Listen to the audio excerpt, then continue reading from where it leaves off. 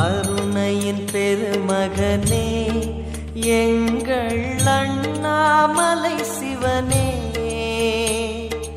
ஆடிய பாதத்தில் ஓரிடம் வேண்டும், ஆடிய பாதத்தில் ஓரிடம் வேண்டும்.